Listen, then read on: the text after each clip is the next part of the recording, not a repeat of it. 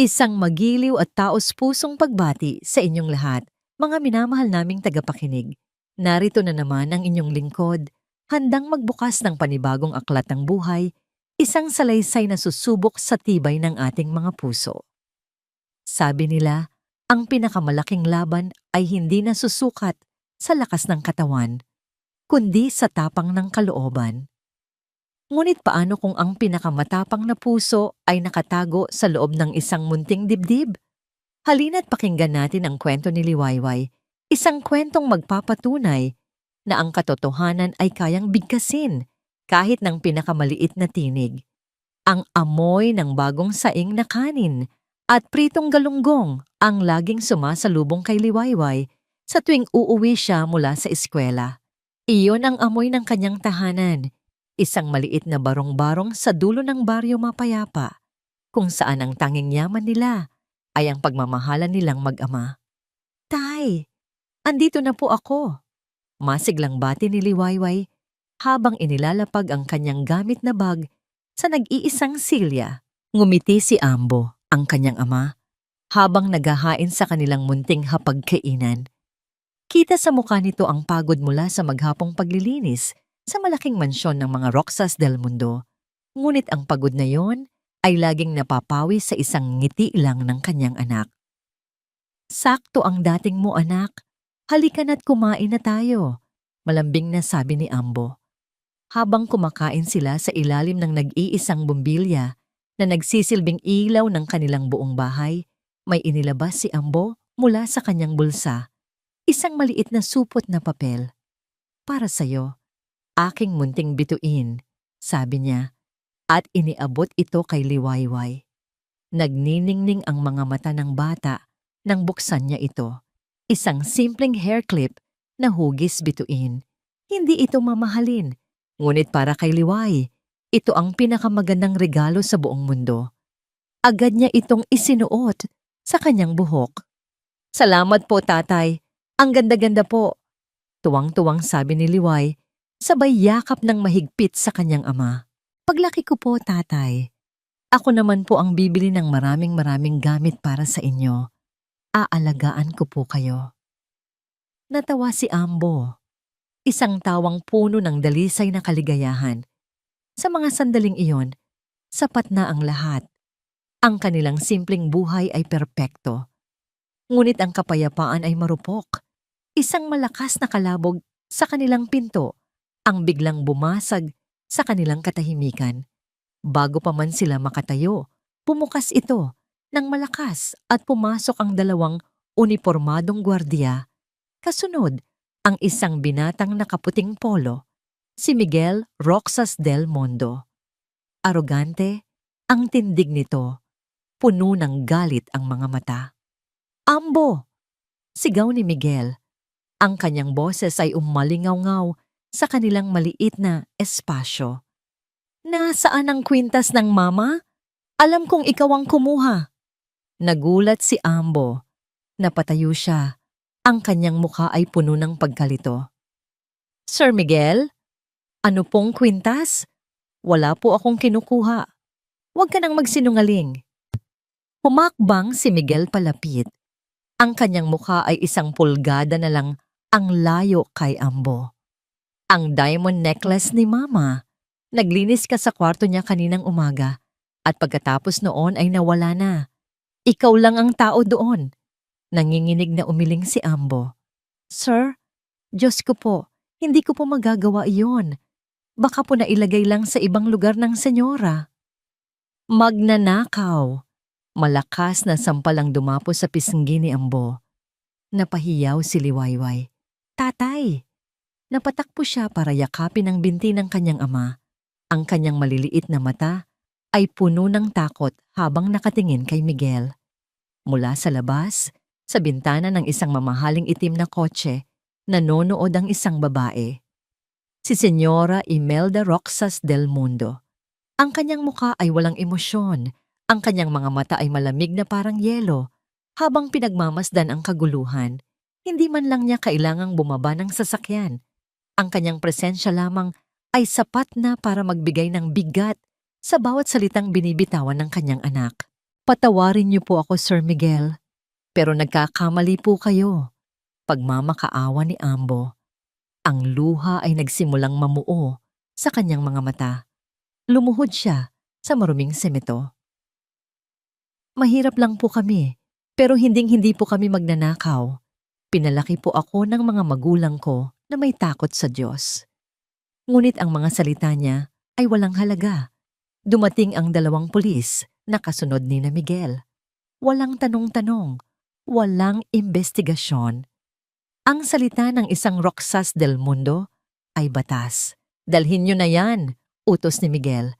Hinawakan ng mga pulis ang braso ni Ambo at pilit siyang itinayo. Isang matinis na tunog ng metal ang narinig ni Liwayway, ang pagkislap ng posas habang isinusuot sa mga kamay ng kanyang ama. Ang mundong binuo niya kasama ang kanyang tatay ay gumuho sa isang iglap. Hindi! Tatay! Hindi siya magnanakaw! Humagulgol si Liwayway. Pilit na inaabot ang kanyang ama. Bitawan niyo po ang tatay ko! Wala po siyang kasalanan! Hinila si Ambo palabas ng bahay. Ang kanyang mga mata ay desperadong nakatingin sa kanyang anak, puno ng sakit at kawalan ng magawa. Liway, anak, magpakabait ka. Iyon lang ang tanging nasabi niya bago siya tuluyang isinakay sa sasakyan ng pulis. Naiwan si Liwayway na nakatayo sa gitna ng kanilang nagulong bahay. Ang kanin at isda ay nakahain pa rin sa mesa. Lumalamig na. Ang pinto nila ay sira. Ang kanyang puso ay durog. Sa pagmamadali at gulo, ang star hair clip na regalo ng kanyang ama ay nahulog mula sa kanyang buhok at gumulong sa sahig na lupa. Tumakbo siya palabas, ngunit ang nakita na lang niya ay ang papalayo na mga ilaw ng sasakyan ng pulis, nilalamon ng dilim ng gabi. Ang kanyang mga iyak ay nawalan ng saysay sa katahimikan ng baryo. Dahan-dahan siyang bumalik sa loob. Nanginginig ang buong katawan. Pinulot niya ang hair clip mula sa sahig. Pinahid niya ang kanyang mga luha gamit ang likod ng kanyang kamay. Ang mga hikbi ay huminto. Ang takot sa kanyang mga mata ay dahan-dahang napalitan ng isang bagay na mas matigas, mas matatag. Isang ningas ng determinasyon ang nagsimulang mag-alab sa kanyang kalooban. Niyakap niya nang mahigpit ang munting bituin sa kanyang palad. Sa gitna ng katahimikan ng kanilang winasak na tahanan, isang bulong ang kumawala sa kanyang mga labi. Isang pangako. Hindi magnanakaw si tatay. Ang tagumpay para kay Attorney Dante Marasigan ay may lasa ng mamahaling alak at amoy ng tagumpay.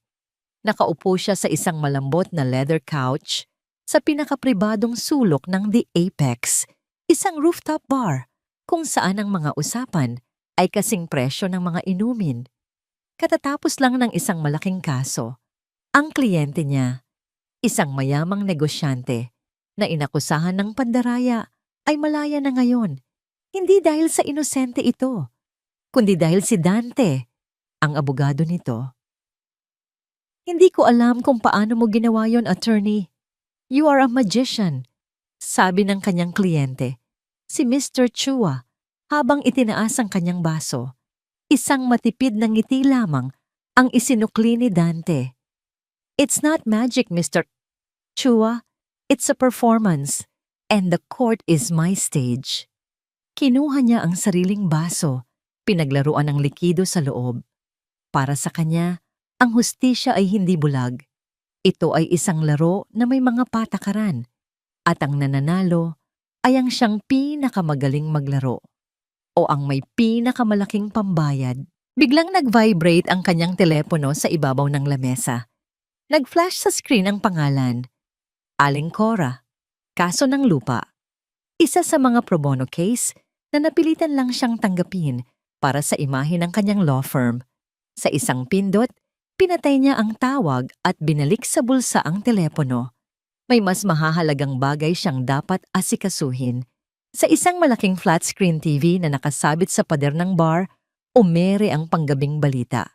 Janitor sa isang subdibisyon Arestado matapos umanong pagnakawan ang kanyang mga amo ng alahas na nagkakahalaga ng milyon-milyon, sabi ng reporter.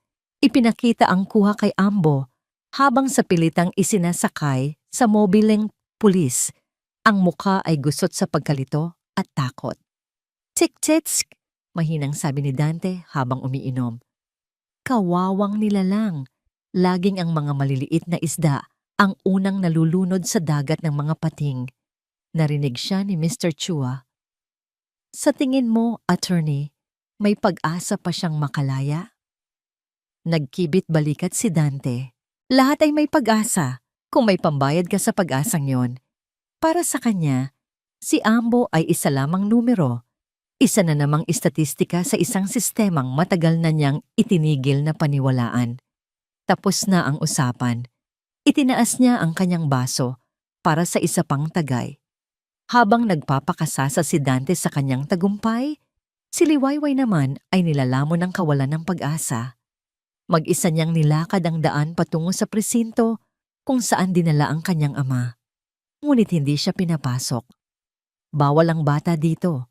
Umuwi ka na, sabi ng pulis sa desk na hindi man lang inaalis ang tingin sa kanyang binabasang dyaryo. Kinabukasan, hindi siya pumasok sa eskwela. Gamit ang kaunting perang itinabi ng kanyang ama sa isang lata ng gatas, sumakay siya ng jeep patungo sa public attorney's office. Ang lugar ay siksikan, maingay at amoy desperasyon. Matapos ang mahigit 2 oras na paghihintay, isang pagod na abogada ang humarap sa kanya. Nasaan ang guardian mo? Tanong ng abogada. Wala po. Kami na lang po ni tatay ang magkasama. Nanginginig na sagot ni Liway. Bumuntong hininga ang abogada. Iha, marami kaming kaso. Ang kaso ng tatay mo, mahirap yan. Malaking tao ang kalaban ninyo. Mas maganda kung aamin na lang siya para mas magaan ang sentensya. Pero hindi po siya magnanakaw, giit ni Liway. Ang mga luha ay nagbabadyang tumulo. Wala po siyang kasalanan. Kailangan po niya ng tulong. Isang malungkot na ngiti ang ibinigay ng abogada. Lahat sila. Yan ang sinasabi. Sige na, umuwi ka na. Wala kaming magagawa sa ngayon. Para siyang pinagsarhan ng pinto sa mukha. Bawat tanggapan ng batas na kanyang puntahan ay iisa ang sinasabi. Walang pera, walang ebidensya, walang laban. Gabi na nang makauwi si Liwayway sa kanilang bahay. Ang sirang pinto ay sumalubong sa kanya. Ang katahimikan sa loob ay nakakabingi. Binuksan niya ang kanilang baul at inilabas ang isang album ng mga lumang litrato. Nandoon ang larawan ng kanyang ina. Isang babaeng may malambing na ngiti na yumao dahil sa sakit noong siya ay bata pa lamang. At nandoon ang litrato nilang tatlo, isang masayang pamilya. Humagulgol siya. Ang bigat ng mundo ay tila nasa kanyang mga balikat. Paano niya ipagtatanggol ang kanyang ama kung ang buong mundo ay laban sa kanila? Niyakap niya ang litrato, hinahanap ang lakas na hindi niya alam kung saan kukunin. Habang ibinabalik ang album sa baul, may nahulog na isang lumang dyaryo na ginawang sapin. Isang malaking headline ang sumalubong sa kanyang mga mata. Imposibleng kaso, ipinalo ni Atimong Dante Marasigan. May litrato ng isang lalaking nakatayo sa hagdan ng korte, matikas sa kanyang mamahaling suit, napapaligiran ng mga reporter. Ang kanyang nakangiti ay puno ng kumpiyansa, halos mayabang. Si Dante Marasigan. Binasa ni Liwayway ang artikulo. Inilarawan nito kung paano nabaliktad ni Dante ang isang kaso na halos sigurado ng talo. Tinawag siyang henyo, isang legal na painting na hindi natatakot sa kahit sino. Isang ideya, isang desperado, at halos imposibleng ideya ang nabuo sa kanyang isipan. Kinabukasan, hindi na ang uniforme ng eskwela ang suot niya. Isinuot niya ang kanyang pinakamatinong damit. Tinirintas niya ang kanyang buhok at isinuot ang star hair clip na bigay ng kanyang ama. Sa isang kamay, hawak niya ang lumang dyaryo. Sa isa pa, ang lahat ng natitirang tapang sa kanyang puso. Huminto siya sa tapat ng isang nagtataasang gusali na gawa sa salamin at bakal sa puso ng Makati. Sa harapan nito, nakaukit sa pilak na mga letra ang pangalan, Marasigan Law and Associates. Mukha itong isang modernong kastilyo, hindi mapasok ng mga ordinaryong tao. Napatingala si Liwayway, ang liit-liit niya kumpara sa dambuhalang istruktura. Naramdaman niya ang takot. Ngunit nang maalala niya ang mukha ng kanyang ama sa likod ng rehas, ang takot ay napalitan ng determinasyon. Huminga siya ng malalim, pinisil ang dyaryo sa kanyang kamay, at nagsimulang maglakad patungo sa umiikot na salaming pinto. Gagawin niya ang imposible. Para kay Attorney Dante Marasigan, ang Hall of Justice ay isang teatro ng mga pamilyar na eksena. Ang mga pader nito ay saksi sa libu-libong luha, kasinungalingan, at mga sirang pangarap. Naroon siya para sa isang paunang pagdinig ng isa pa niyang kliyenteng mayaman. Ngunit naantala ito. Habang naghihintay, napadpad siya sa labas ng isang maliit na courtroom kung saan tila may nagaganap na hearing. Dahil sa inip, sumilip siya sa siwang ng pinto. At doon, nakita niya ang isang pamilyar na kwento na paulit-ulit na niyang napanood. Sa silya ng akusado, nakaupo si Ambo, ang lalaking nakita niya sa balita. Sa personal, mas mukha itong kahabag-habag, nakayuko ang mga balikat, ang mukha ay blangko. Tila sumuko na sa kanyang kapalaran. Sa tabi nito ay isang abogadong pampubliko na halatang pagod at walang gana. Ang kanyang barong ay lukot. At ang paraan ng kanyang pagsasalita ay walang kabuhay-buhay. Binabasa lamang ang mga linya mula sa isang script na kabisado na niya. Isang dekahong depensa para sa isang dekahong kaso. Sa kabilang panig, naroon ang pamilyang Roxas del Mundo. Si Senyora Imelda ay nakaupo na parang isang reyna sa kanyang trono. Ang kanyang mukha ay kasing tigas ng marmol. Walang bahid ng anumang emosyon. Sa tabi niya, si Miguel, na may mapagmataas na ngiti sa kanyang mga labi. Ang kanilang presensya pa lang ay sumisigaw na ng kapangyarihan at katiyakan. Tapos na ang laban bago pa man ito magsimula. Your Honor, the evidence is clear. Sabi ng abogado ng mga Roxas, ang boses ay matalas at puno ng kumpiyansa. My client's valuable heirloom was found missing right after the accused, Ambo. Finished cleaning the room. There are no other suspects. Walang laman ang mga sinabi ng public attorney kundi, Objection, Your Honor. Circumstantial? Na madali namang ibinasura ng hukom. Nagpatuloy ang pagdinig na parang isang palabas na alam na ng lahat ang katapusan. Tinawag si Miguel sa witness stand. Mayabang niyang ipinakita ang isang pekeng resibo ng alahas, isang katibayan ng halaga nito. Lahat ay umaayon sa plano. Napailing na lang si Dante. Sayang ang oras. Aalis na sana siya nang biglang may isang boses na pumunit sa nakakabagot na katahimikan ng korte.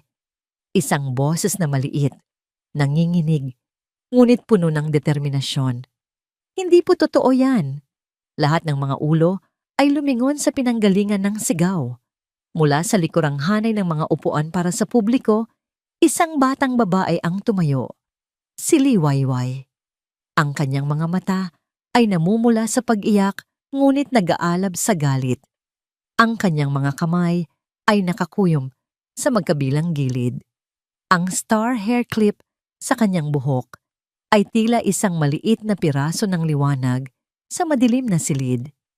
Liway? Anak, umupo ka. Mahinang bulong ni Ambo, puno ng takot. Tiningnan siya ng hukom.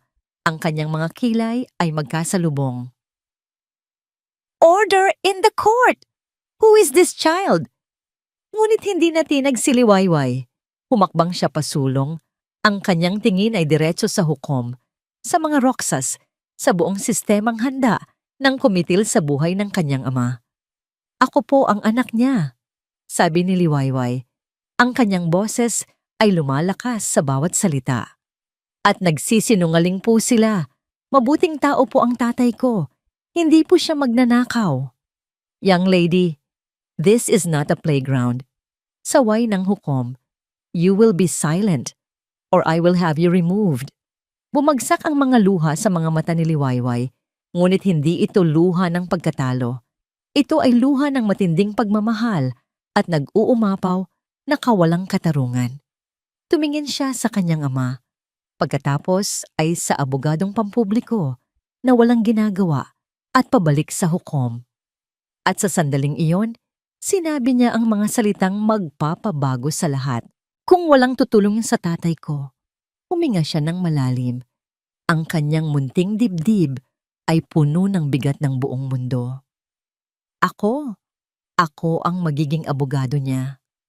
Isang nakabibinging katahimikan ang bumalot sa buong courtroom. Ang hukom ay natigilan, ang taga-usig ay napanganga. Maging si Senyora Imelda, sa unang pagkakataon ay nagpakita ng isang kisapmatang pagkagulat. Ngunit ang pinakatinamaan ay si Dante Marasigan. Nakaramdam siya ng isang bagay na matagal na niyang hindi naramdaman sa loob ng isang korte, pagkamangha. Sa loob ng maraming taon, ang nakikita niya lang ay mga kliyenteng nagbabayad, mga kalabang dapat talunin, at mga hukom na dapat kumbinsihin. Lahat ay isang laro, isang pag-arte. Pero ang batang ito, ang apoy sa kanyang mga mata, ang panginginig sa kanyang boses, ang bigat ng kanyang bawat salita. Lahat ay totoo. Ito ang dalisay na anyo ng hustisya. Hindi nakasulat sa mga aklat ng batas, kundi isinisigaw mula sa isang pusong nasasaktan. Sa isang iglap, para siyang bumalik sa panahon kung kailan isa pa lamang siyang batang estudyante ng abogasya. Puno ng pangarap na ipagtanggol ang mga naaapi. Isang pangarap na matagal na niyang ibinaon sa limot, ipinagpalit sa pera, at katanyagan. This hearing is adjourned! Malakas na pukpok ng hukom sa kanyang martilyo. Tila gustong bawiin ang kontrol sa kanyang korte. Mabilis na nagkagulo. Dinala na muli ng mga gwardya si Ambo paalis. Ang pamilyang Roxas del Mundo ay tumayo at umalis na may halong inis at pagwawalang bahala. Naiwan si Liwayway na nakatayo, nanginginig, habang pinagmamasdan ng kanyang ama na papalayo. Pinanood ni Dante ang lahat ng ito. Pinanood niya ang paglapit ni Liwayway sa kanyang ama, na umiiyak habang sinusubukang abutin ang kamay nito sa pagitan ng mga rehas ng holding area. Isang desisyon ang nabuo sa isipan ni Dante. Isang desisyon na labag sa lahat ng kanyang mga prinsipyo. Isang desisyon na hindi batay sa luhika o pera, kundi sa isang bagay na halos nakalimutan na niya. Isang kislap ng inspirasyon. Dahan-dahan, siyang lumapit sa mag-ama, palayo sa mga matang mapanghusga ng mga tao. Huminto siya sa likuran ni Liwayway. Naramdaman ng bata ang kanyang presensya at lumingon ito. Ang mga mata ay puno pa rin ng luha. Tinitigan ni Dante ang bata, hindi bilang isang abogado na nakatingin sa isang kaso, kundi bilang isang taong nakakita ng isang pambihirang bagay. Bata, sabi niya, ang kanyang boses ay seryoso at mahinahon. Seryoso ka ba sa sinabi mo? Dinala ni Dante si Liwayway sa isang maliit na karinderya malapit sa Hall of Justice. Umorder siya ng 2 baso ng malamig na tubig. Ang ingay ng mga kutsarating tinidor at ang amoy ng nilulutong pagkain ay isang malaking kontradiksyon sa bigat ng kanilang pag-uusapan. Pinagmasdan niya ang bata sa kanyang harapan. Si Liwayway ay tahimik na nakaupo. Ang kanyang mga kamay ay nasa ibabaw ng kanyang kandungan. Hindi ito kumukurap habang nakatitig sa kanya. Tila sinusuri rin siya. Alam mo ba kung ano ang ibig sabihin ng ginawa mo kanina? Panimula na ni Dante, ang kanyang boses ay walang emosyon. You declared war against a very powerful family. A war you have no weapons for. Tumango si Liwayway. Opo, attorney, pero kailangan ko pong gawin. Bakit ako? Tanong ni Dante, diretsahan. Dahil sa nabasa mo sa diaryong, huwag kang maniwala sa lahat ng nababasa mo, bata. Ang abogasya ay negosyo. Mahal ang bayad sa serbisyo ko. Wala po kaming pera, attorney. Aminado ni Liwayway. At sa unang pagkakataon, isang bahid ng panghihina ang dumaan sa kanyang mukha. Pero kaya ko pong maglinis ng opisina ninyo, magtimpla ng kape, kahit ano po, attorney. Yung tiwala ko po kay tatay, yun lang po ang kaya kong ibayad sa inyo. Napabuntong hininga si Dante. Ito ang mga linyang naririnig niya sa mga pelikula. Ngunit sa bibig ng batang ito, may kakaibang bigat. May kakaibang katotohanan. Nakita niya sa mga mata nito, hindi lang ang pagmamahal ng isang anak, kundi ang isang bakal na determinasyon. Hindi ganoon kadali iyon. Giit pa rin niya. Sinusubok ang hangganan ng bata. Mapapagod ka, matatakot ka, baka sa huli, masaktan ka lang lalo. Paano kung matalo tayo? Hindi po tayo matatalo, sagot ni Liwayway. Walang pag-aalinlangan sa kanyang boses. Dahil nagsasabi po ng totoo si tatay. Natigilan si Dante. Ang simpleng pananampalatayang yon. Iyon ang armas niya. Isang armas na matagal nang kinalawang sa arsenal ni Dante. Sige, sabi ni Dante sa wakas. Isang desisyon na kalahating batay sa kuryosidad at kalahating batay sa isang damdaming hindi niya mapangalanan. Pag-aaralan ko ang kaso, pero sa isang kondisyon, gagawin mo ang lahat ng sasabihin ko. Walang tanong-tanong. At sa oras na sabihin kong sukuan na, susuko tayo, maliwanag? Mabilis na tumango si Liwayway, isang maliit na ngiti ng tagumpay ang sumilay sa kanyang mga labi. Opo, attorney, pangako po. Kinabukasan, ang una sa listahan ni Dante ay kausapin ng akusado. Ang kulungan ay masikip at mabaho. Sa visiting area, sa likod ng isang makapal na salamin, nakita niya si Ambo. Ang lalaki ay mukhang mas matanda ng 10 taon. Ang kanyang mga mata ay walang buhay. Gusto kong malaman ang lahat, mula sa simula, sabi ni Dante sa telepono ng intercom. Ikinuwento ni Ambo ang lahat, ngunit ang kanyang salaysay ay putol-putol, puno ng pag-aalinlangan sa sarili. Baka nga po may nagawa akong mali. Sir Attorney, baka hindi ko lang po namalayan. Napasimangot si Dante. Ambo, kailangan kitang tanungin. Kinuha mo ba ang kwintas? Umiling si Ambo. Ang luha ay namuo sa kanyang mga mata. Hindi po, attorney. Sumpa ko po sa anak ko. Hindi ko po magagawa yon. Pero natatakot po ako para kay Liway. Baka po kung anong gawin nila sa kanya. Baka mas mabuti nang umamin na lang ako. Ang narinig ni Dante ay hindi ang sigaw ng isang inosenteng tao, kundi ang bulong ng isang taong talunan. Dito niya naintindihan, hindi niya ipinaglalaban ng isang kliyente. Ipinaglalaban niya ang pananampalataya ng anak nito. Sinimulan ni Dante ang kanyang investigasyon. Ang unang hakbang, kausapin ang mga posibleng saksi sa mansyon ng mga Roxas. Doon, agad niyang naramdaman ang pader na hindi nakikita. Kinausap niya ang hardinero, isang matandang lalaki na nagngangalang Mangkardo. Sa una, tila may gusto itong sabihin. Si Sir Miguel. Nung umagang yon, parang balisa. Umpisa ng matanda. Nakita ko siyang may kausap sa telepono sa hardin, pabulong-bulong. Ngunit bago pa niya maituloy, isang security supervisor ang dumaan sa kanilang likuran. Hindi ito nagsalita, ngunit ang tingin nito ay tumagos hanggang sa buto ni Mangkardo. Biglang nagbago ang timpla ng hardinero. Wala. Wala yon, attorney. Nagkakamali lang siguro ako ng tingin. Biglang bawi ni Mangkardo. Pasensya na po. Kailangan ko nang magdilig. At mabilis itong umalis. Iniwan si Dante na mag-isa. Kinahapunan, isang tawag ang natanggap ni Dante. Si Attorney Victor De Leon, Ang abogado ng mga Roxas, isang imbitasyon para sa kape. Sa isang mamahaling coffee shop, nagkaharap ang dalawang abogado. Si De Leon ay Prentice. Nakangiti, ngunit ang kanyang mga mata ay kasing talas ng patalim. Attorney Marasigan Dante, bati niya. I admire your passion, but you're betting on the wrong horse. I let the evidence decide that, Victor, sagot ni Dante. Evidence can be complicated, sabi ni De Leon habang hinahalo ang kanyang kape. Look, the Roxas family is willing to be generous. They understand the child, Li Weiwei, is going through a lot. They're willing to set up a substantial trust fund for her education. In exchange, all you have to do is convince your client to plead guilty.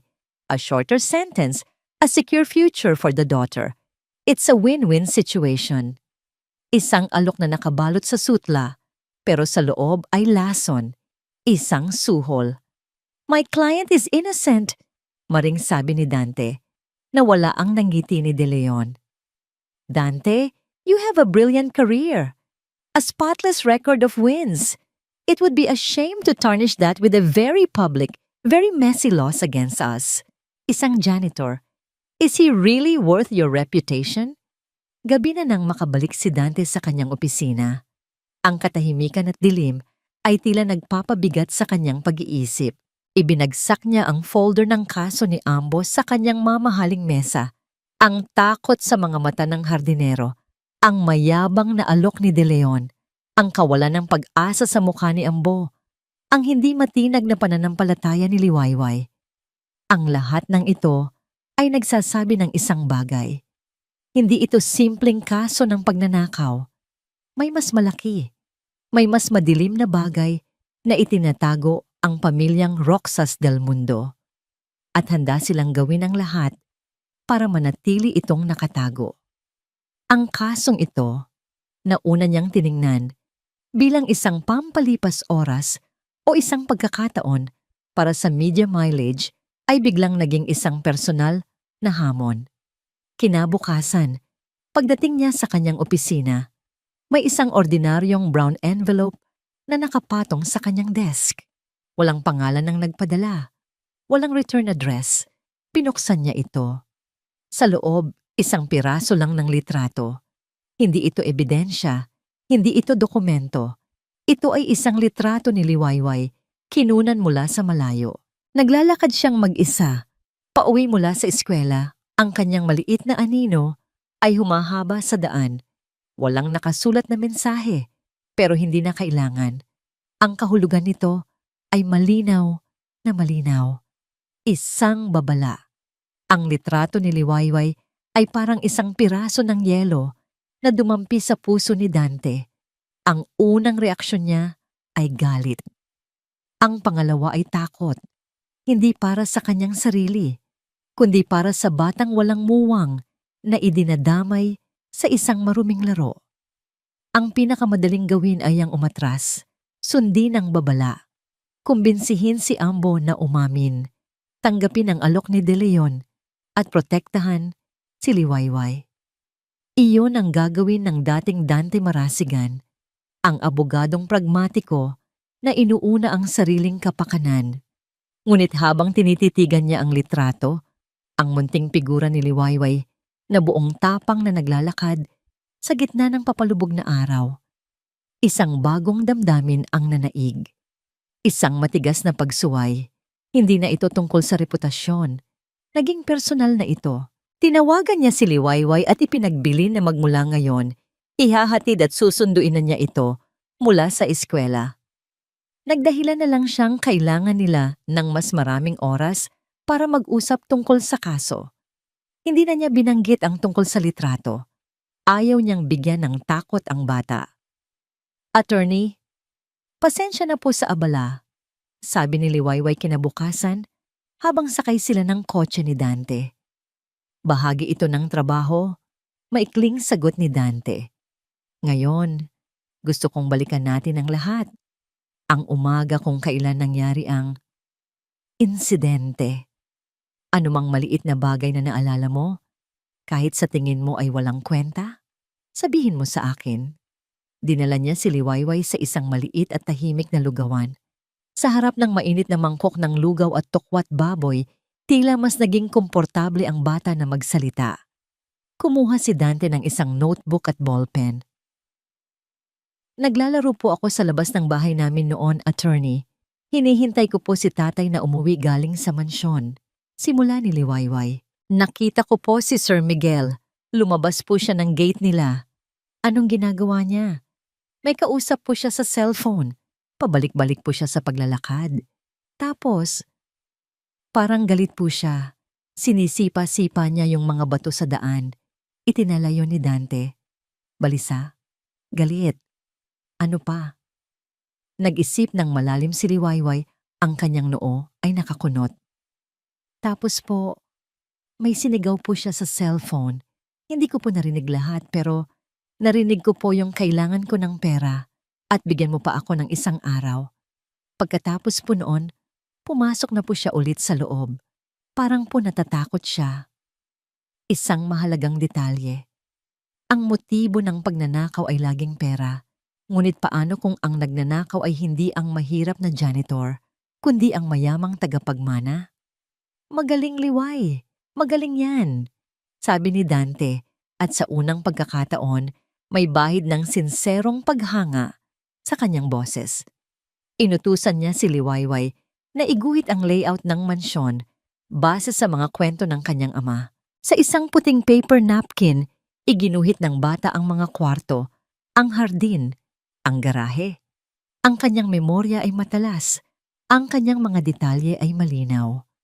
Ang batang ito ay hindi isang kliyente. Naisip ni Dante. Isa siyang partner. Sa kanilang pagbisita kay Ambo, sa kulungan noong hapong yon, dala nila ang paborito nitong adobo na ipinaluto ni Dante sa karinderya. Sa likod ng salamin, nakita ni Liwayway ang pasa sa pisngi ng kanyang ama na nagsisimula ng magkulay lila. Tatay, ano pong nangyari sa inyo? Nag-aalalang tanong ng bata. Wala ito, anak. Nadulas lang ako. Pagsisinungaling ni Ambo, ngunit ang takot sa kanyang mga mata ay hindi maitatago. Tumingin si Ambo kay Dante. Attorney, siguro po tama na. Ayoko pong madamay si Liway dito. Dito na pumasok si Dante. Ambo, pakinggan mo ako. Mariin niyang sabi sa intercom. Sinabi sa akin ni Liwayway na noong umaga ng insidente, narinig niyang kailangan ni Miguel ng pera.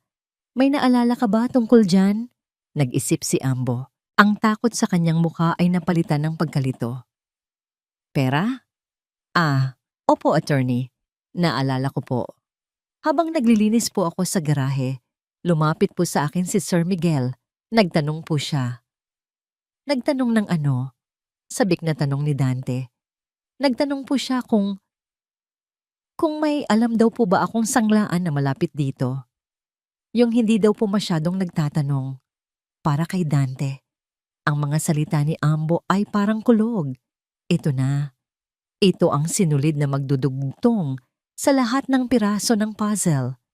Ang pagiging balisa, ang pangangailangan ng pera, ang pagtatanong tungkol sa isang tiyak na uri ng sanglaan.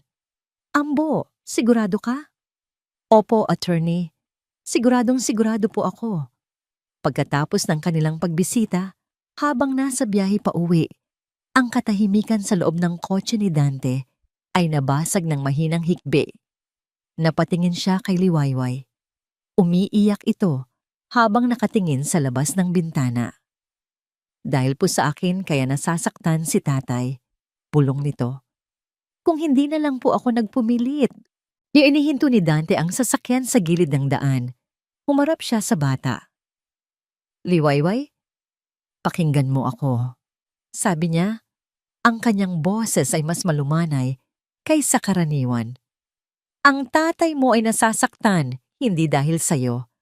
Nasasaktan siya dahil sa mga taong makapangyarihan na inaabuso ang mga taong tulad niya. Ang ginagawa mo, ang paglaban mo, yan ang nagbibigay sa kanya ng lakas. Huwag na huwag mong iisipin na kasalanan mo ito. Okay? Tumango si Liwayway. Pinupunasan ng kanyang mga luha. Ang pag-uusap na yon ang nagpatibay sa isang kakaibang ugnayan sa pagitan nila. Isang ugnayan na hindi lang pang-abogado at kliyente, kundi ng dalawang taong magkasangga sa isang laban na tila imposible. Gabi na nang ihatid ni Dante si Liwayway. Bago bumalik sa sarili niyang mundo ng karangyaan, binuksan niya ang kanyang laptop. Kumuha siya ng mapa ng lungsod ng Pag-asa. Base sa lokasyon ng mansyon ng mga Roxas, sinimulan niyang markahan ang bawat isang pawn shop sa loob ng 5 kilometrong radius. Hindi niya alam kung alin, pero sigurado siya. Nasa isa sa mga lugar na ito ang susi, ang katotohanan. At bukas, sisimulan niya itong hanapin. Isang malakas na kutob ang nagsasabi sa kanya na malapit na sila. Kinabukasan, si Attorney Dante Marasigan ay hindi mukhang isang high-profile lawyer. Isinuot niya ang isang lumang baseball cap, simpleng t-shirt at maong. Ang kanyang mamahaling kotse ay ipinarada niya sa malayo at naglakad na lang siya. Ang kanyang misyon, maging isang anino, isang ordinaryong taong naghahanap, hindi isang abogadong nag-iimbestiga. May listahan siya ng 12 sanglaan sa kanyang telepono. Isa-isa niya itong pinuntahan. Ang unang 3 sanglaan ay walang naibigay na impormasyon. Ang mga staff ay abala o simpleng walang pakialam. Pasensya na, sir. Dahil po sa data privacy, hindi po kami pwedeng magbigay ng impormasyon ng kliyente. Ang laging sagot sa kanya. Alam ni Dante na tama sila. Kaya't hindi na siya nagpumilit. Sa ika-4 at ika-5 sanglaan, pareho pa rin.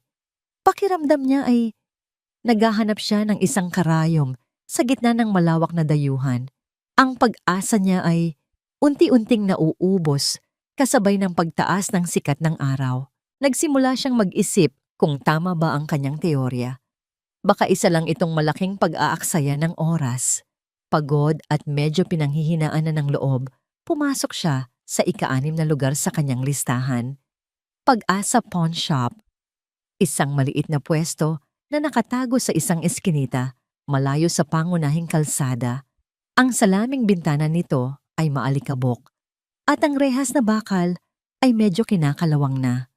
Ito ang uri ng lugar na sinasabi ni Ambo, yung hindi masyadong nagtatanong.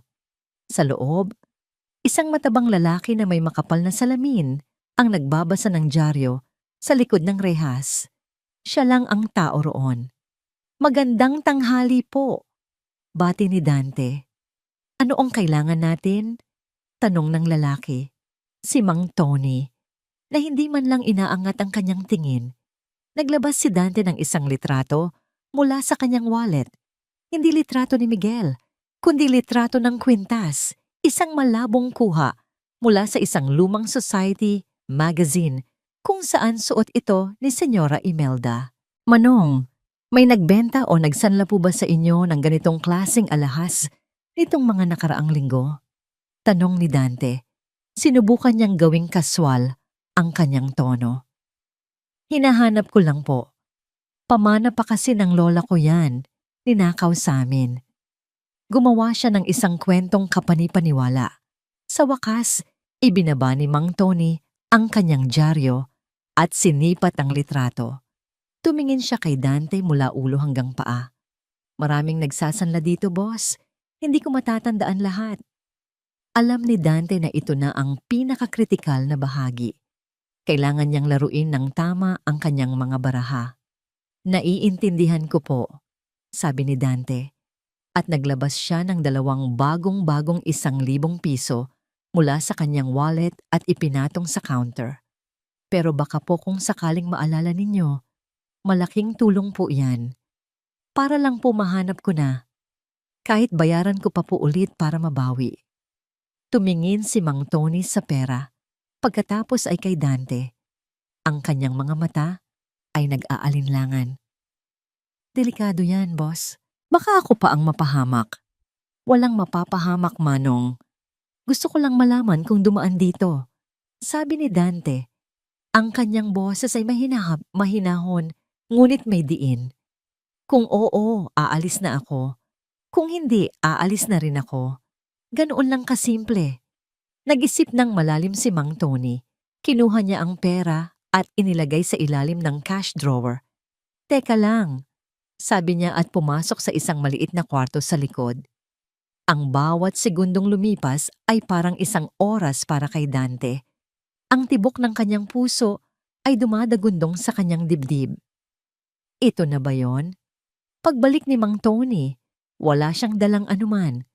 Ang kanyang mukha ay seryoso. Isang binatang mayaman ang nagsanla niyan, sabi niya sa mahinang boses. Nakakotse, halatang gipit na gipit. Malaki ang pagkakautang sa sugal. Yun ang narinig kong kausap niya sa telepono bago pumasok dito. Tumigil ang mundo ni Dante. Ang pangalan po? Hindi ko pwedeng sabihin yan. Pero para makasiguro ka, may CCTV kami dito. Itinuro ni Mang Tony ang isang maliit na monitor sa ilalim ng kanyang counter. Kinalikot niya ito, nag-rewind sa mga nakaraang araw, at pagkatapos, ipinakita niya kay Dante ang isang video. Malinaw pa sa sikat ng araw, si Miguel Roxas del Mundo nakatayo mismo sa kinatatayuan ngayon ni Dante, balisa habang ibinibigay ang isang kumikinang na kwintas kay Mang Tony. Kitang-kita sa video ang petsa at oras, umaga ng araw kung kailan inakusahan si Ambo. Pwede ko po bang makuha ang kopya niyan? Nanginginig na tanong ni Dante. Sinisikap kontrolin ang kanyang emosyon. Umiling si Mang Tony. Hindi pwede, boss. Hanggang dyan lang ang kaya kong itulong. Kayo na ang bahala kung paano nyo gagamitin ang impormasyong yan. Naintindihan ni Dante. Ayaw madamay ng matanda at sapat na ang kanyang ibinigay. Salamat, Manong. Malaking-malaki ang naitulong ninyo, sabi ni Dante. Puno ng pasasalamat. Mabilis siyang umalis sa sanglaan. Pagbalik niya sa kanyang sasakyan, isinandal niya ang kanyang ulo sa manibela. Ang kanyang mga kamay ay nanginginig, hindi sa takot, kundi sa nag-uumapaw na tuwa at galit. Tagumpay. Ang ebidensyang hinahanap niya. Ang katotohanang magpapalaya kay Ambo. Ang sandatang wawasak sa pamilyang Roxas del Mundo. Nasa kanyang isipan na ngayon ang lahat. Ang pagiging balisa ni Miguel, ang pangangailangan ng pera, ang pagtatanong tungkol sa sanglaan, ang pagsasanla sa kwintas, at pagkatapos, para pagtakpan ang kanyang ginawa sa kanyang ina, naghahanap siya ng taong pagbibintangan, ang pinakamadaling target, ang pinakamahinang nilalang sa kanilang paligid. Si Ambo, ang janitor. Lahat ng ito ay isang masalimuot na kasinungalingan, isang desperadong gawa ng isang duwag na anak. Umupo siya ng tuwid. Isang mapanganib, ngunit puno ng kumpiyansang ngingiti ang gumuhit sa kanyang labi. Kinuha niya ang kanyang telepono. Hindi si Liwayway ang tinawagan niya, hindi rin ang pulis. Ang tinawagan niya ay si Attorney Victor De Leon. Nang sumagot ito, sinabi ni Dante sa isang malamig at matatag na boses, Victor, I think we need to talk again.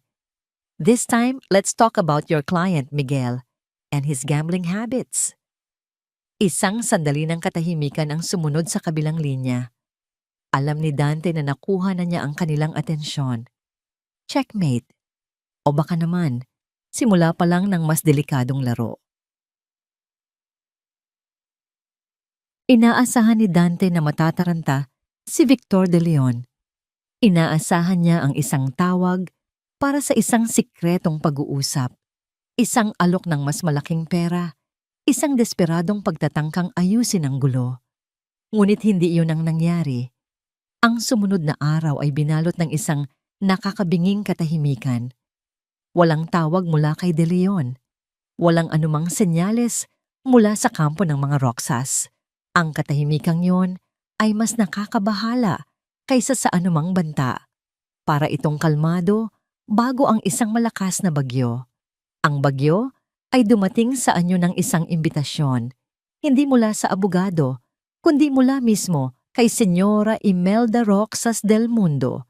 Isang paanyaya para sa isang hapunan sa pinakamahal na fine dining restaurant sa lungsod. Alam ni Dante na isa itong patibong, isang palabas ng kapangyarihan. Ngunit hindi siya ang tipo na tumatanggi sa isang hamon.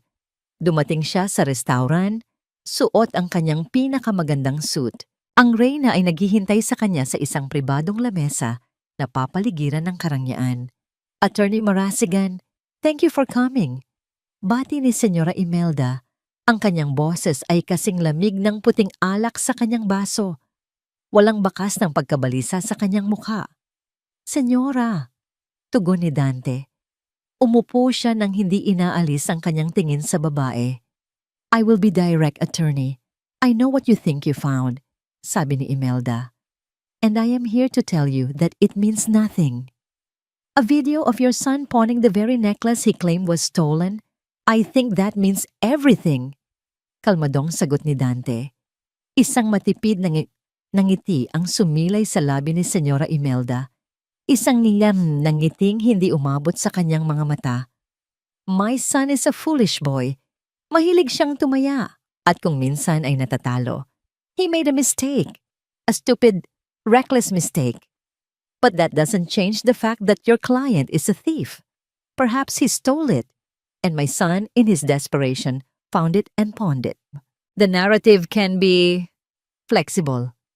Natigilan si Dante. Hindi niya inaasahan ang ganitong katapangan. Hindi ito pagtanggi.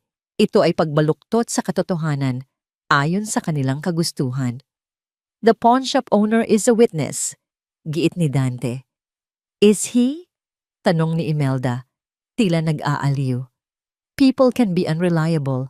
Memories fade. Sometimes people go on long unexpected vacations. Ang katotohanan, attorney, ay pag-aari ng kung sino ang may kapangyarihang isulat ito. Ito na ang kanyang tunay na mensahe. Hindi ito isang negosasyon. Ito ay isang deklarasyon ng digmaan at ang unang bala ay pinakawalan kinaumagahan. Tumawag si Liwayway kay Dante, humahagulgol. Attorney, si tatay po. Si tatay. Nasa ospital ng kulungan si Ambo. Mayroon itong bali sa braso at mga pasa sa buong katawan. Ang opisyal na ulat, nakipag-away sa kapwa bilanggo. Ngunit alam ni Ambo at alam ni Dante ang katotohanan. Dinalaw siya sa kanyang selda ng dalawang malalaking lalaki. Walang sinabi ang mga ito. Binugbog lang siya. Isang malinaw na mensahe. Habang nasa ospital si Dante, para tingnan ang kalagayan ni Ambo. Isang email naman ang pumasok sa kanyang telepono. Galing ito sa Integrated Bar of the Philippines, isang formal na reklamo laban sa kanya. Ang nagrereklamo, isang dati niyang kliyente. Ang akusasyon, malpractice and unethical conduct. Isang kasong matagal nang tapos at naipanalo niya, biglang binuhay muli. Alam niyang may basbas ito ng mga Roxas. Ang kanilang galamay ay mahaba at abot kahit saan. Pinuntahan ni Dante si Miguel sa mansyon nito. Natagpuan niya itong nag-aalmusal mag-isa sa tabi ng pool. Tila walang pakialam sa mundo. Anong ginagawa mo dito? Aroganteng tanong ni Miguel. Your mother is making a very big mistake, mariing sabi ni Dante. Ang pagkakamali, attorney, ay noong tinanggap mo ang kasong yan. Sagot ni Miguel. Hindi mo kami kilala. My mother built this empire from nothing. Do you really think she'll let a common janitor and a desperate lawyer tear it all down? You are nothing to her. Sa loob ng mansyon, mula sa bintana ng kanyang silid, pinanood ni Senyora Imelda ang pag-uusap. Kinausap niya ang kanyang anak na si Miguel matapos umalis si Dante. Hindi niya ito pinagalitan dahil sa pagsusugal. Sa halip, ang kanyang boses ay puno ng yelo. You were weak, Miguel. But I will not let your weakness destroy us, sabi niya. This is no longer about a necklace. This is about our name, our legacy. I will burn everything to the ground before I let them win. Naintindihan ni Dante ang lahat. Ang target ni Imelda ay hindi lang si Ambo. Target niya ang lahat ng haligi ng kanilang kaso. Si Ambo, para matakot at sumuko. Ang testigo, para mawala. At siya, ang abogado, para sirain ang kredibilidad at alisan ng lisensya. Sa kanyang pagbabalik sa kulungan, ang determinasyon sa mukha ni Ambo ay tuluyan nang nawala. Napalitan ito ng purong takot. Attorney Liway. Basag ang boses ni Ambo habang nakahiga sa hospital bed. Tama na po. Ayoko na. Susuko na ako. Sasabihin ko na lang ang gusto nilang marinig. Huwag lang po nilang sasaktan ng anak ko. Pakiusap. Sabihin niyo pong tumigil na sila. Ito ang pinakamatinding dagok para kay Dante. Ang taong pinaglalaban niya ay sumusuko na. Ang ebidensyang hawak niya ay unti-unting nagiging walang silbi laban sa isang kalabang hindi sumusunod sa anumang patakaran. Bumalik si Dante sa kanyang opisina. Ang bigat ng mundo ay nasa kanyang mga balikat. Pinagmasdan niya ang kanyang diploma na nakasabit sa pader. Ang mga tropeyo ng kanyang mga nakaraang tagumpay. Lahat ng iyon ay tila walang kahulugan ngayon. Tinitigan niya ang litrato ni Liwayway na itinago niya sa kanyang drawer. Inilagay niya ito sa tabi ng reklamo mula sa IBP at ng medical report ni Ambo. You can have the truth. Naalala niya ang sinabi ni Imelda. But I have the power. Let's see which one wins. Sa sandaling iyon, tila ang kapangyarihan na nga ang nananalo. Big. Ang balita ng pagsuko ni Ambo ay parang isang malakas na sampal kay Liwayway. Dinalaw niya ang kanyang ama kasama si Dante at doon niya narinig mula mismo sa bibig nito ang mga salitang ayaw niyang marinig. Anak, patawarin mo si tatay, sabi ni Ambo sa intercom. Ang kanyang mga mata ay umiiwas ng tingin. Pero hanggang dito na lang tayo. Para sa'yo rin to. Para sa kaligtasan mo. Pero Nitay, hindi totoo. Bakit po kayo aamin sa kasalanang hindi niyo ginawa? Umiiyak na tanong ni Liwayway. Ang kanyang boses ay basag. Minsan anak, ang katotohanan ay hindi sapat. Malungkot na sagot ni Ambo. Mahal na mahal kita, Liway. Tandaan mo yan. At tumayo na ito at naglakad pabalik sa kanyang selda. Iniwan si Liwayway na humahagulgol. Hindi alam ni Dante kung ano ang sasabihin. Paano mo ipapaliwanag sa isang bata na ang mundong pinaniniwalaan niyang patas ay puno pala ng pandaraya, na ang pagiging mabuti ay hindi palaging nangangahulugan ng kaligtasan? Ilang araw na hindi pumasok sa eskwela si Liwayway. Nagkulong lang siya sa kanilang maliit na bahay. Ang lugar na dati puno ng masasayang alaala ay ngayon tila isang malamig na kulungan. Ang bawat sulok ay nagpapaalala sa kanya ng kanyang ama. At sa bawat alaala ay kasunod ang kirot ng kasalukuyan.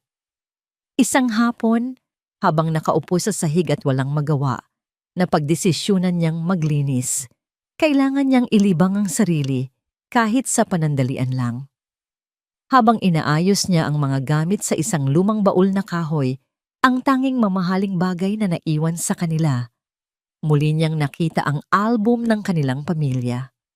Binuklat niya ito. Naroon ang mga litrato niya noong sanggol pa lamang siya, karga ng kanyang ina, si Althea. Isang babaeng may ngiti na kasing liwanag ng kanyang pangalan. Sa tabi nila, isang batang-batang Ambo na puno pa ng pangarap. Masaya sila. Kompleto.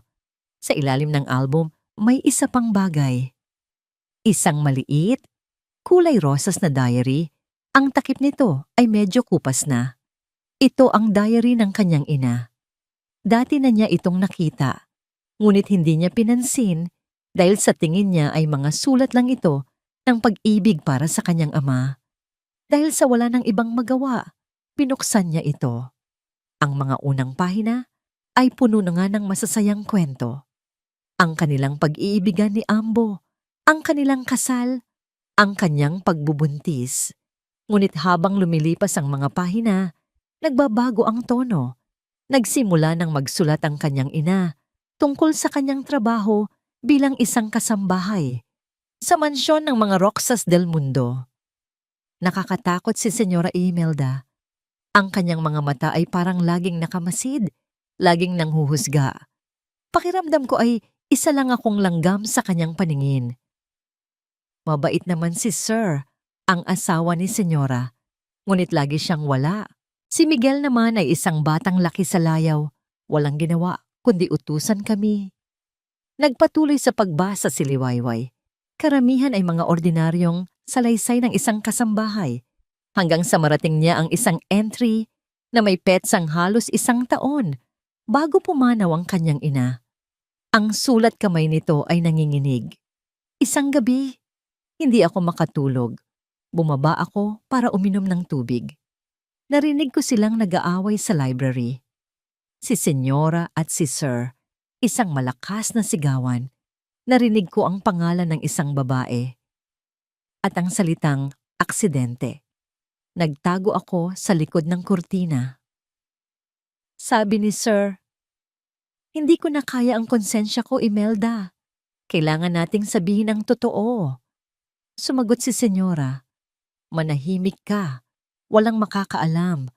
Ang aksidenteng iyon ay mananatiling aksidente. Isang pagkakamali. Isang bagay na kailangan nating kalimutan para maprotektahan ang pangalan ng pamilyang ito." Napahinto sa paghinga si Liwayway. Nagpatuloy siya sa pagbasa. Nang gabing iyon, suot ni Senyora ang kanyang paboritong kwintas, ang kumikinang na kwintas na may diamante. Nakita kong hinigpitan niya ang pagkakahawak dito habang sumisigaw. Tila doon siya kumukuha ng lakas, isang lakas na nakakatakot. Mula noon, hindi ko na siya matingnan sa mata. Alam kong may itinatago silang isang madilim na sikreto. Iyon na ang huling entry tungkol sa mga Roxas. Ang mga sumunod na pahina ay tungkol na sa kanyang lumalalang karamdaman hanggang sa tuluyan na itong natigil. Isinara ni Liwayway ang diary. Ang kanyang mga kamay ay nanginginig. Ang kwintas, hindi lang ito isang simpleng alahas. Ito ay isang simbolo, isang paalala ng isang sikretong handang pagtakpan ni Senyora Imelda kahit anong mangyari. Bigla niyang naintindihan. Ang galit ng mga Roxas ay hindi lang dahil sa kahihiyan na maidudulot ng pagsusugal ni Miguel. Mas malalim pa roon. Ang kaso ng pagnanakaw na ito ay isang paraan para patahimikin ang kanyang ama. Siguro natatakot si Senyora Imelda na baka may alam si Ambo, na baka may naikwento ang kanyang ina bago ito mamatay. Kaya't kailangan nilang sirain si Ambo, kailangan nilang alisin siya sa kanilang landas. Isang bagong lakas ang dumaloy sa katawan ni Liwayway. Hindi na ito ang lakas ng isang anak na gustong iligtas ang kanyang ama. Ito na ang lakas ng isang anak na gustong bigyan ng hustisya ang alaala ng kanyang ina. Dali-dali niyang inilagay ang diary sa kanyang bag. Tumakbo siya palabas ng kanilang bahay, palayo sa baryo, patungo sa nag-iisang tao na makakaintindi sa kanya. Gabi na nang dumating siya sa opisina ni Dante. Naabutan niya itong nakaupo sa dilim, umiinom ng alak, mukhang 1 taong talunan. Inilapag ni Liwayway ang diary sa kanyang mesa. "Attorney," sabi ng bata. Ang kanyang boses ay hindi na nanginginig. Ito ay matatag. "Basahin niyo po ito." Nagtatakang binuksan ni Dante ang diary. Binasa niya ang mga pahinang itinuro ni Liwayway. Ang kanyang mga mata ay nanlalaki sa bawat salitang kanyang nababasa. Nang matapos siya, itinaas niya ang kanyang tingin kay Liwayway. Ang pagod at pagsuko sa kanyang mukha ay napalitan ng isang bagong kislap. Isang kislap ng panganib at pag-asa. "Attorney," sabi ni Liwayway. Ang kanyang mga mata ay sumasalamin sa ilaw ng kalye mula sa bintana. "Sa tingin ko po, hindi na lang ito tungkol sa isang kwintas. Sa tingin ko po, ito ay tungkol sa nanay ko. Ang diary ni Althea ang nagbago sa lahat. Hindi na ito isang simpleng kaso ng pagnanakaw. Naging isa itong posibleng susi sa isang mas malaking krimen. Para kay Dante, ito ang baraha na kailangan niya para takutin ang kalaban. Para kay Liwayway, ito ang tinig ng kanyang ina mula sa libingan, humihingi ng katarungan. Muling nag-alab ang loob ni Dante. Mayroon na siyang 2 sandata. Ang impormasyon tungkol sa pagsasanla at ngayon, ang diary. Ang una ay magpapatunay sa kasinungalingan ni Miguel. Ang pangalawa ay magbibigay ng motibo sa desperasyon ni Imelda. Puno ng bagong kumpiyansa, naghanda sila para sa susunod na pagdinig. Si Liwayway, na ngayon ay mas matatag pa kaysa dati, ay laging nasa tabi ni Dante, tumutulong sa pag-aayos ng mga dokumento, isang munting anino na puno ng determinasyon. Maging si Ambo, nang malaman ang tungkol sa diary ng kanyang asawa, ay muling nagkaroon ng lakas ng loob. Hindi na para sa sarili niya, kundi para sa asawang matagal nang pumanaw. Handa na ba kayo? Tanong ni Dante sa mag-ama bago sila pumasok sa korte. Handa na po. Sabay na sagot ni na Ambo at Liwayway. Ang kanilang mga puso ay puno ng pag-asa. Sa wakas, pagkatapos ng mahabang panahon, naramdaman nilang may laban sila. Ngunit si Senyora Imelda Roxas del Mundo ay hindi isang kalabang naghihintay lang na matalo. Habang naghahanda sina Dante, siya ay gumagawa na ng kanyang huling, pinakamalupit na galaw. Ang unang dagok ay dumating bago pa man magsimula ang pagdinig. Ipinatawag ni Dante ang kanyang pinakamahalagang testigo, si Mang Tony, ang may-ari ng sanglaan, ngunit hindi ito dumating. Your Honor, the witness, Mr. Antonio Reyes is unavailable, anunsyo ng isang court clerk. Unavailable? What does that mean? Nagtatakang tanong ni Dante. Sumagot ang abogado ng mga Roxas, si Victor De Leon, na may ngiting tagumpay sa kanyang mga labi. Your Honor, as per my information, Mr. Reyes has just won a lottery promotion from a travel agency. He is currently on an all-expense-paid cruise to the Caribbean for 3 months. Gumuho ang mundo ni Dante.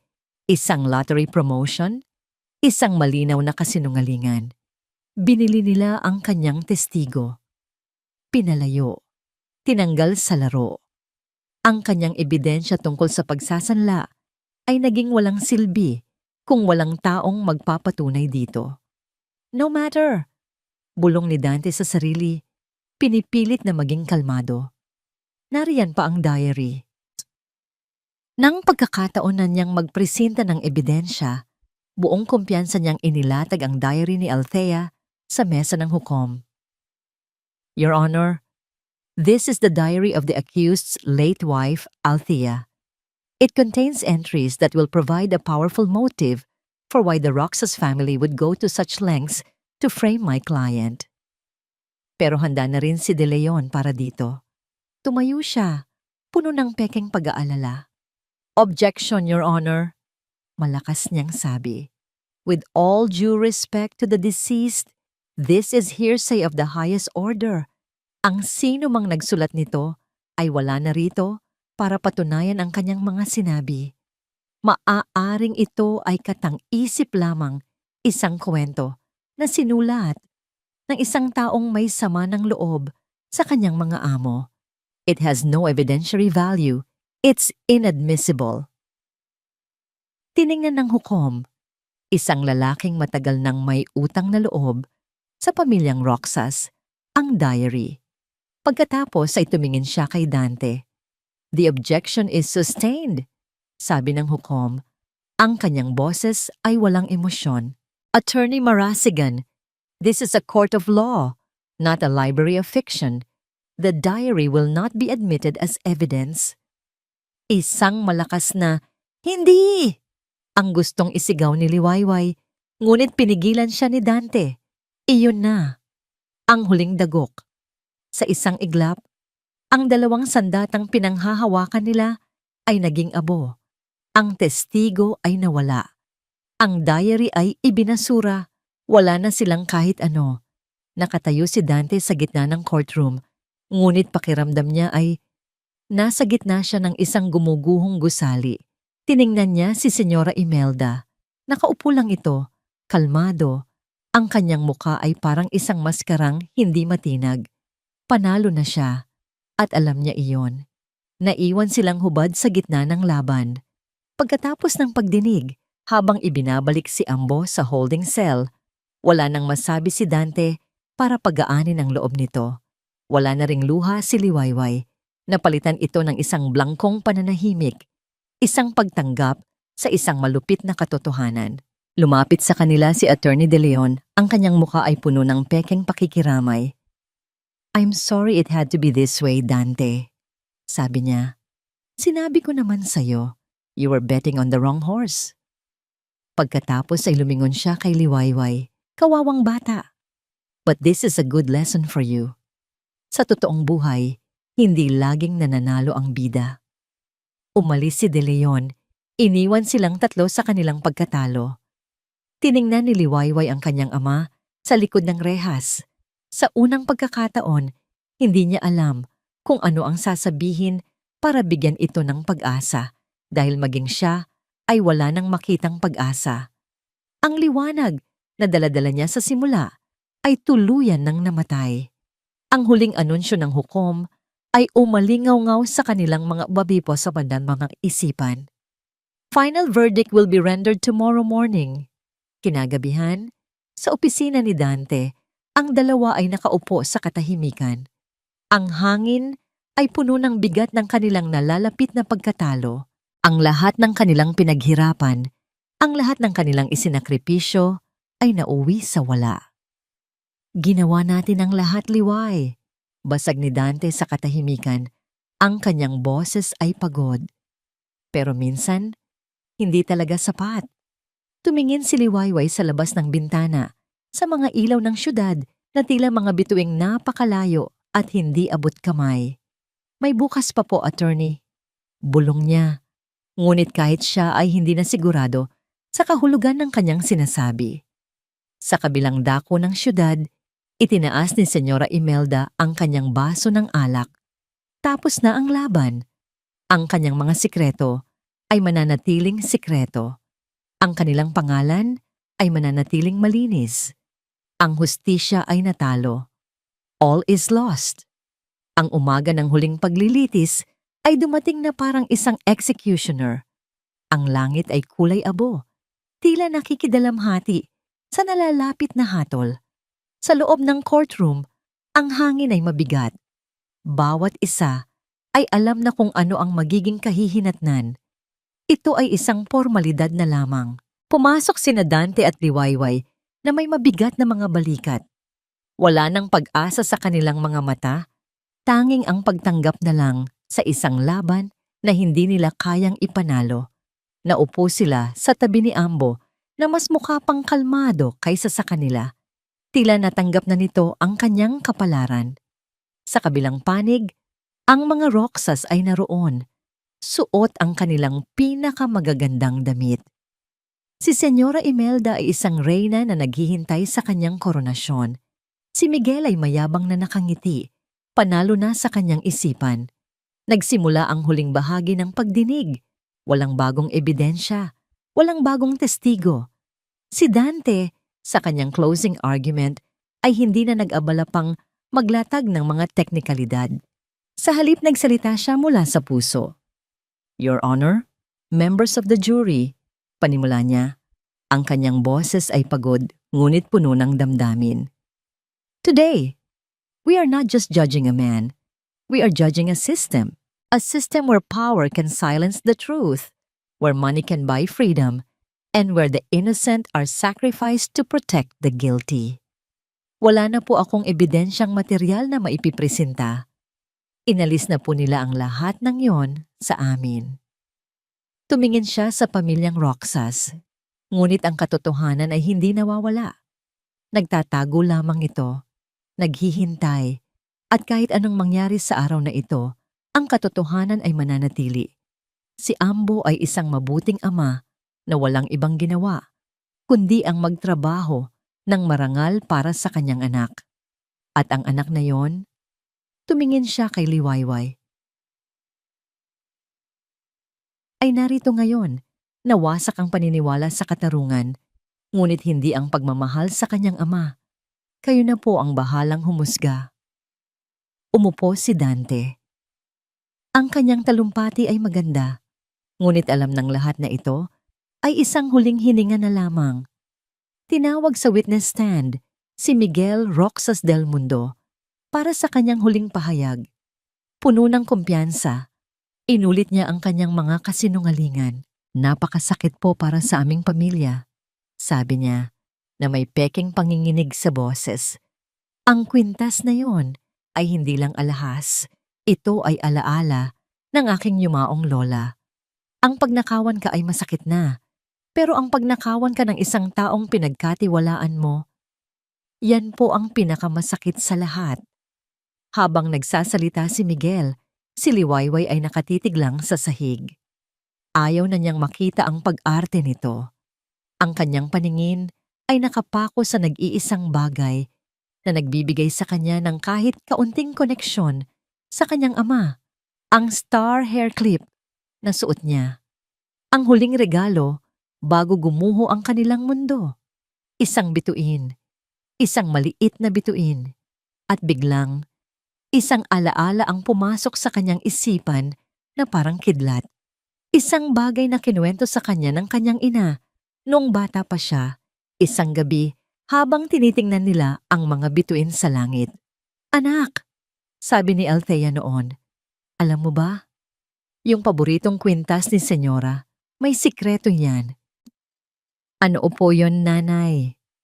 Isang araw, nalaglag yon. Ako ang nakapulot. Nakita ko, sa ilalim ng isa sa mga diamante, may isang napakaliit na gasgas. Hindi mo mapapansin kung hindi mo tititigan. Pero alam mo kung anong hugis? Hugis bituin. Ang ating munting sikreto, ha? Napahinto sa paghinga si Liwayway. Ang kanyang mga mata ay nanlaki. Ito ay isang detalye na napakaliit, napaka-personal. Isang bagay na imposible niyang malaman kung hindi totoo. Isang bagay na imposible ring malaman ng isang magnanakaw. Attorney, bulong niya. Hinila ang manggas ng damit ni Dante. Huwag ngayon, Liway, sabi ni Dante. Attorney, pakinggan niyo po ako. Giit niya, mas malakas na ngayon. Nilingon siya ni Dante. Nakita ang desperasyon sa mga mata ng bata. Yung kwintas po. Mabilis na bulong ni Liwayway. May gas-gas po yan, sa ilalim. Hugis bituin. Sikreto po namin yon ni nanay. Natigilan si Dante. Ang kanyang utak ay mabilis na nagproseso. Isang long shot. Isang suntok sa buwan. Pero ito na lang ang natitira sa kanila. Objection! Malakas na sigaw ni Dante. Tumayo siya na ikinagulat ng lahat. Tapos na ang oras para sa mga objection. Attorney Marasigan, on what grounds? Inis na tanong ng hukom. Your Honor, I apologize, but a new crucial piece of information has just come to my attention. I demand that the primary evidence, the necklace itself, be examined right here, right now. Nagtawanan sina Miguel at De Leon. This is absurd. A desperate tactic, sabi ni De Leon. Anong tinitingnan natin, attorney? Kung peke ito? Tanong ng hukom. Hindi po, Your Honor. Sabi ni Dante, ang kanyang mga mata ay nag-aalab, nakatingin ng diretso kay Miguel. We are looking for a small, almost invisible scratch. A scratch in the shape of a star. Nawala ang nangiti sa mukha ni Miguel. Ang kanyang kulay ay unti-unting namutla. Maging si Senyora Imelda ay bahagyang napahawak sa braso ng kanyang upuan. Paano? Paano nila nalaman? This is ridiculous! Sigaw ni De Leon, nararamdaman na nawawala na ang kontrol sa sitwasyon, ngunit huli na. Ang mga miyembro ng media sa loob ng courtroom ay biglang nagkaroon ng interes. Ang mga kamera ay nagsimulang mag-flash. Ang hukom, na ngayon ay nasa ilalim ng presyo ng publiko, ay walang pagpipilian. Fine, sabi niya. Bring the evidence here. Project it on the screen. Ang buong courtroom ay tumahimik. Ang lahat ng mga mata ay nakapako sa malaking screen habang inilalabas ng court officer ang kwintas mula sa isang evidence bag. Gamit ang isang high-definition camera, itinutok nito ang lente sa mamahaling alahas. Sa una, wala silang nakita. Puro kislap lang ng diamante. Nagbubulungan na ang mga tao. Si De Leon ay nagsisimula ng ngumiti ulit. As you can see, you're on... Wait, sabi ni Dante. Zoom in, on the clasp, under the largest stone, tilted against the light. Sinunod ng officer at doon, sa ilalim ng nakakasilaw na kinang, sa isang anggulo na halos hindi mo makikita, lumitaw ito. Isang maliit, manipis na linya. Isang gasgas na perpektong nakaukit. Isang bituin. Isang kolektibong paggahon ng hininga ang narinig sa buong silid. Si Miguel Roxas del Mundo, na nasa witness stand pa rin, ay napasandal na parang nawalan ng lahat ng lakas. Ang kanyang mukha ay kasing puti ng papel. Ang pawis ay nagsimulang mamuo sa kanyang noo. Tapos na ang pag-arte. Tapos na ang mga kasinungalingan. Ang isang maliit na bituin. Isang alaala ng pagmamahal ng isang ina. Ang naging liwanag sa pinakamadilim na gabi. Ang imahe ng maliit na bituin sa screen ay parang isang bombang sumabog sa gitna ng katahimikan. Hindi ito isang ebidensya na pinlano. Ito ay isang katotohanang hindi maitatanggi. Isang detalyeng napaka-personal na tanging isang taong tunay na pamilyar sa alahas ang makakaalam. Isang sikretong ibinulong ng isang ina sa kanyang anak mula sa nakaraan. Lahat ng mga mata ay napako kay Miguel Roxas del Mundo. Ang kanyang maskara ng kumpiyansa ay tuluyan ng nabasag. At ang lumitaw ay ang mukha ng isang batang natatakot at naguguluhan. Mr. Roxas, nagsalita si Dante. Ang kanyang boses ay hindi nagalit, kundi mahinahon at mapanuri. How? How could a simple janitor possibly know about that secret scratch? A scratch your own mother probably forgot about. Unless the person who told us about it was the same person who saw that scratch years ago, my client's late wife, Althea, when she was a maid in your house. Hindi na makapagsalita si Miguel. Umiling-iling lang siya. Ang pawis ay tumatagaktak sa kanyang mukha. Hindi ba't ganito ang totoong nangyari, Miguel? Nagpatuloy si Dante. Ang kanyang boses ay parang isang siruhanong dahan-dahang humihiwa. Baon ka sa utang sa sugal. Kailangan mo ng pera at kailangan mo ito agad. Kaya't kinuha mo ang kwintas ng iyong ina at isinanla. At para pagtakpan ng iyong ginawa, kailangan mo ng isang scapegoat. At sino pa ba ang pinakamadaling pagbintangan kundi ang taong pinakamababa ang tingin ninyo? Ang taong walang kalaban-laban, si Ambo. Hindi totoo yan, sigaw ni Miguel, ngunit ang kanyang boses ay mahina at walang lakas. Order! Order in the court! Sigaw ng hukom, ngunit wala nang makakapigil sa pagguho ng lahat. Sa unang pagkakataon, tumayo si Ambo. Ang lalaking laging nakayuko ay ngayon nakatingin ng diretso kay Miguel. Bakit, Sir Miguel? Tanong niya, hindi sa galit, kundi sa lungkot. Nagsilbi po ako sa pamilya ninyo ng tapat. Bakit po ninyo nagawa ito sa amin? Ang tanong na yon, mula sa taong kanyang sinira, ang tila huling tumulak kay Miguel sa bangin. Humagulgol siya. Isang malakas, nakakahiyang pag-iyak ng isang taong tuluyan ng sumuko. Hindi ko sinasadya. Umamin siya sa gitna ng kanyang mga hikbi. Natakot ako. Natakot ako kay Mama. Alam kong papatayin niya ako. Kapag nalaman niyang isinanla ko ang kwintas, siya ang nagsabi sa akin na kailangan kong maghanap ng pagbibintangan. Siya ang nagplano ng lahat. Lahat ng atensyon ay napunta ngayon kay Senyora Imelda Roxas del Mundo. Ang kanyang mukha na laging parang isang estatwang gawa sa yelo ay sa wakas nagpakita ng lamat. Ang kanyang mga mata ay nanlilisik sa galit. Hindi kay Dante, kundi sa sarili niyang anak.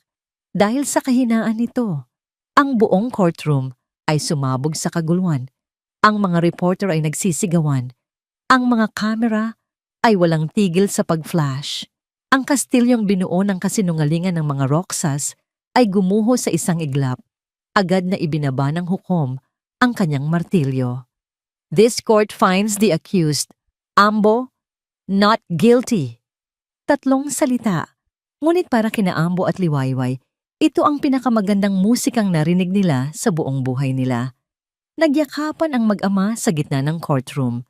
Isang yakap na puno ng luha, ng sakit, ng pasasalamat at ng pag-asa. Nawala ang mga rehas. Nawala ang takot. Sa wakas, malaya na sila. Habang inilalabas ng mga pulis ang umiiyak na si Miguel, at habang pinalilibutan ng media si Senyora Imelda na ngayon ay wala nang masabi, isang bagong investigasyon ang agad na binuksan. Hindi na tungkol sa pagnanakaw, kundi tungkol sa perjury, obstruction of justice, at ang misteryosong aksidente na nabanggit sa diary ni Althea. Ang pagbagsak ng mga higante ay nagsimula na. Mula sa isang sulok, pinanood ni Dante ang lahat. Hindi siya nakisali sa gulo. Isang nguwang ngiti, isang tunay, payapa, at puno ng kasiyahang ngiti ang gumuhit sa kanyang labi. Hindi ito ang ngiti ng isang abogadong nanalo sa isang kaso. Ito ang namuang ngiti ng isang taong muling natagpuan ang isang bagay na matagal na niyang nawala, ang kanyang kaluluwa. Nang humupa na ang lahat, sina Ambo at Liwayway ay lumabas sa hagdan ng Hall of Justice. Sinalubong sila ng sikat ng araw na tila nagbabadya ng isang bagong simula. Tapos na, anak. Tapos na. Bulong ni Ambo habang yakap-yakap ang kanyang anak. Opo, hitay. Nakinig po si nanay sa mga dasal natin. Sagot ni Liwayway, ang kanyang mukha ay nakasubsob sa dibdib ng kanyang ama. Lumapit sa kanila si Dante. Walang nagsalita sa kanilang tatlo sa unang ilang segundo. Isang tingin lang ay sapat na para ipahayag ang lahat ng pasasalamat na hindi kayang sabihin ng mga salita. Sa wakas, nagsalita si Ambo. Attorney, wala po akong maibabayad sa inyo. Bayad na ako, Ambo, putol ni Dante. Ang kanyang tingin ay nasa masayang mukha ni Liwayway. Sobra-sobra pa. Ang pag-uwi nila sa Baryo Mapayapa ay isang pagbabalik ng isang bayani. Ang kanilang mga kapitbahay ay sumalubong sa kanila, nag-aalok ng pagkain, yakap, at paghingi ng tawad sa kanilang pagdududa. Nang gabing iyon, binuksan ni Ambo ang pinto ng kanilang munting bahay. Ang sirang pinto ay nariyan pa rin, isang paalala ng bangungot na kanilang pinagdaanan. Ang lahat ay nasa dati nilang lugar.